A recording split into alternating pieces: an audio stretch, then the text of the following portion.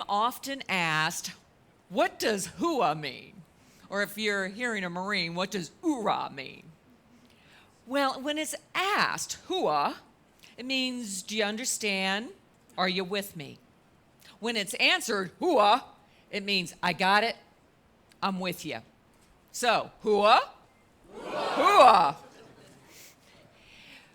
Jack Zanger recently, in the Harvard Business Review, revealed to us that in corporate America, the average age of someone made a leader is 32 years old.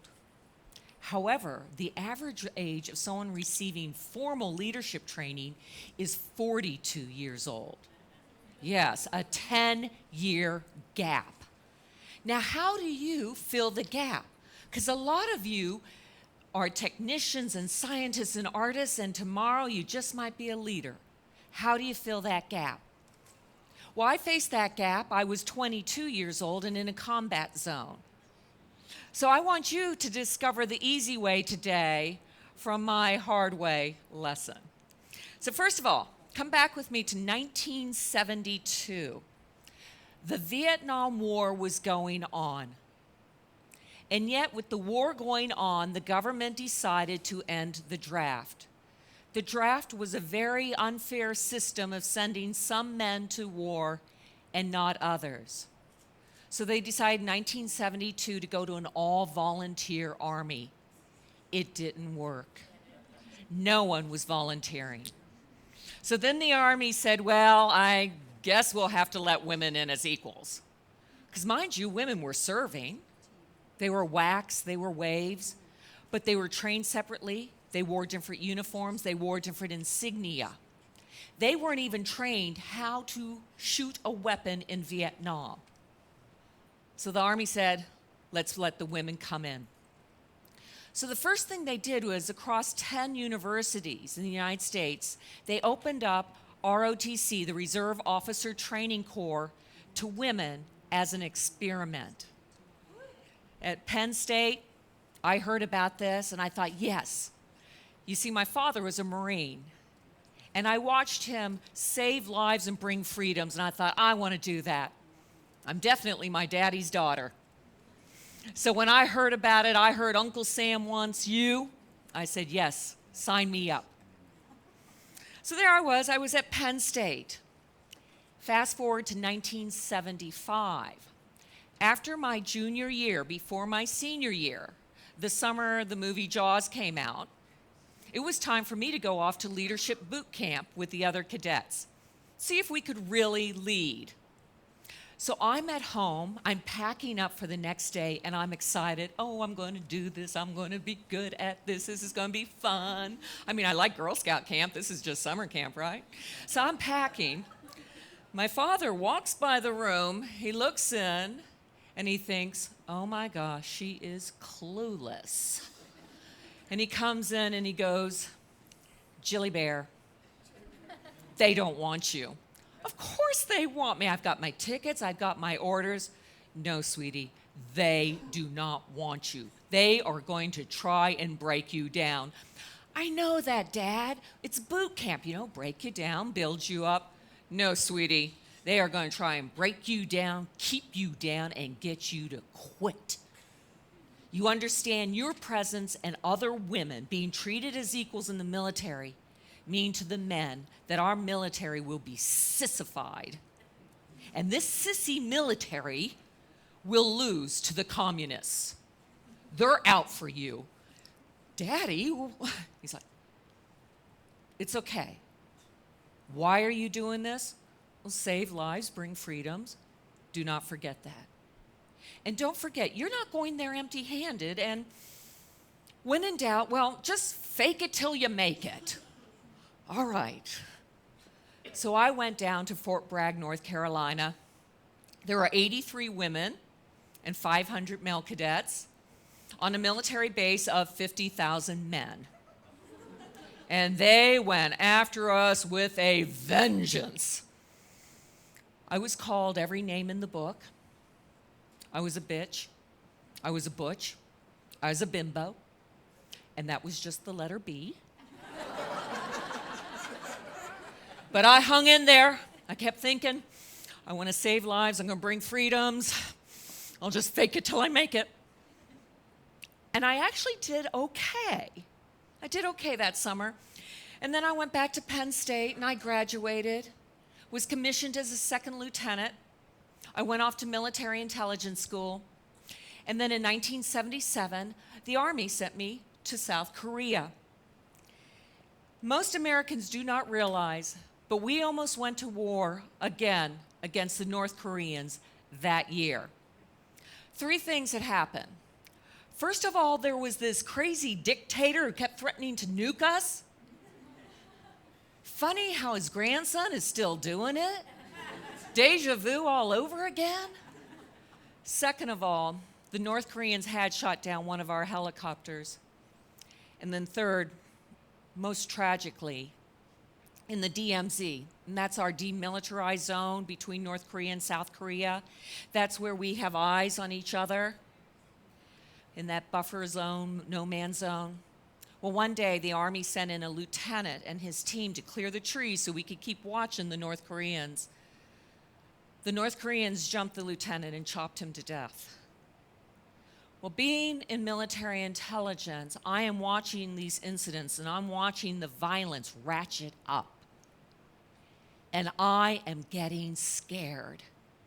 You see, back at summer camp, whenever we talked about attacking or going on the offense, they kept pulling us women out of the class. And now I'm in a combat area. And how they justified it that summer is they kept saying, women aren't in combat. And I'm now at Camp Red Cloud, 50 clicks from the DMZ, 31 miles from the DMZ. And we're about to go into combat. And then one day, my boss, Captain Bill Armstrong, called me into his office. And he said, Lieutenant, the commander for the military intelligence unit in the DMZ is going to be several months late. You're going to take over the command. And I said, hooah! And inside I said, no hooah. I'm not trained for this. Women don't go into combat. So I went back to my hooch and I packed my bag and I thought, oh my gosh, they're going to realize I am a fake. I don't know combat. And then I went and I got on the bus from Camp Red Cloud to Camp Casey. And I kept thinking, they're going to realize I'm a fake, I'm a phony, I don't know this. And then I got up to Camp Casey, I checked in, they gave me my room, I unpacked, I laid down in bed, and I laid there and I kept thinking, I'm a fake, I'm a phony, I'm a fraud, I am going to fail. And if I fail, it means my team fails. It also means every woman who tries to follow my footsteps, she will be called a failure. And finally, the alarm clock went off. And I got up, got dressed, went into the mess hall, and I felt like every man was pointing at me, look at that fake. And I started to feel myself go into that tizzy again. And then I heard my dad's voice. Jilly Bear, you're not going empty-handed. You can fake it till you make it. Okay. I'm not coming to this empty-handed. What do I have? Well, okay, first of all, I did okay at summer camp. Okay, it was camp, not but I did okay. Then I thought about it some more and I went, wait. I have been in combat. I'm the daughter of a Marine. I grew up playing war in the hills of Virginia. Okay, I've done combat. Once again, not real, but I've done it. Okay, got it. And then I had my epiphany. Wait a minute. I have led men and women for real. For real, I have led them. You see, I was captain of the safety patrols in 6th grade. I can do this. So I walked in that office, I sat down, I looked at all the men, and I said, gentlemen, let's save lives and bring freedoms. Hooah! Hooah! That lesson today is still relevant because any moment one of you might face that leadership gap. So walk with me as I show you an easy way to do it, because you are not empty-handed. We're going to take the acronym MAKE, and we are going to figure out what it takes for you to be an exponential leader. Hooah! Hooah! M is for me. What's M for? Me. One more time. Me. Me, you, it is. It is about you as a leader. And most importantly, it is about what you bring. And the one thing you must bring is your vision. Because if you have a vision, if you can show people where you're going, they're more than likely going to follow you. Now, I looked out. I had a vision. I had my father's vision. Save lives and bring freedoms. And it worked. Recently, I read a blog on visions. And it says your vision should be 3 things. Number 1, it should be bigger than who you are. Or why else do you need to lead? Number 2, it should be inspirational. Something that people will take to heart, and they will take it and they will follow you, and you will do better things than you ever imagined. And number 3, it should be 140 characters or less, so you can tweet it. Save lives, bring freedom, check. Seriously, the first thing in leadership is about you and your vision. So once again, what's M for? Me. Hooah! Hooah! A. A is about your abilities. Everyone out here, and we've heard this today, we all have gifts. We all have talents. We all have experience. But you must know what you are bringing to the table. Now, I had a wonderful talent, and I had no idea that it was actually relevant for military maneuvers until I was at Fort Bragg. So one afternoon, there we were on military maneuvers, we're working our way back, we're watching out for the enemy, he might attack at any moment. We're heading to the bivouac area, that's campground to you. We're heading to the bivouac area, and all of a sudden, it gets deathly quiet.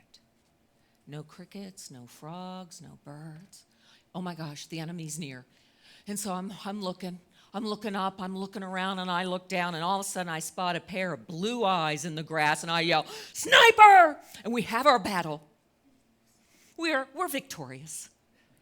Afterwards, he got up out of the grass, and he came up to me, and he said, "You are the only cadet to spot me all summer." And I said to him, "You've obviously never seen me shop. Across a mall at 300 meters, I can spot a bargain." And I bet you they're still not teaching shopping at West Point. So what do you bring to the table? Do a career mapping. Figure it out.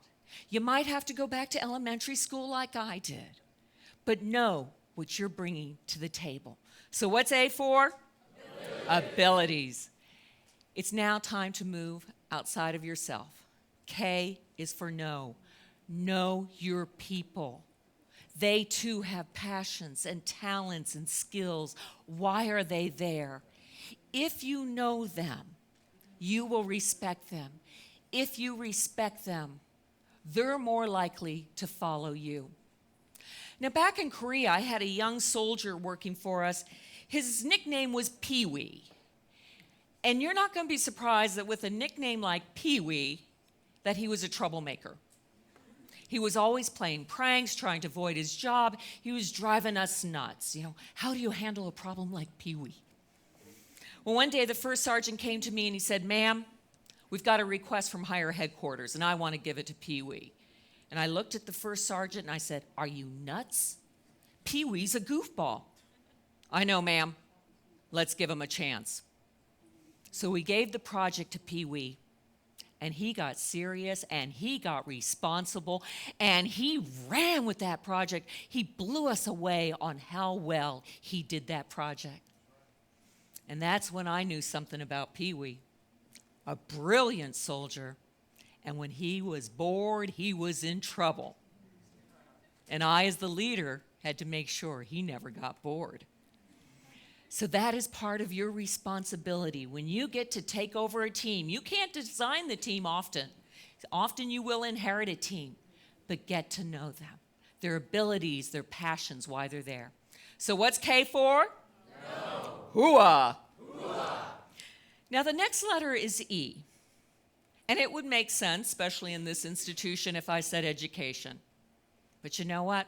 When you're made a leader tomorrow, you can't go, whoa, whoa, whoa, time out, I've got to go back to school, I've got to buy Leadership for Dummies. No, you don't have that time. You've got that gap. So how are you going to fill the gap? Well, E is for emulate. What leaders have you worked for? Who do you admire? Now, I lucked out. My first role model was my father, Wendell Morgenthaler. My second role model was Captain Armstrong.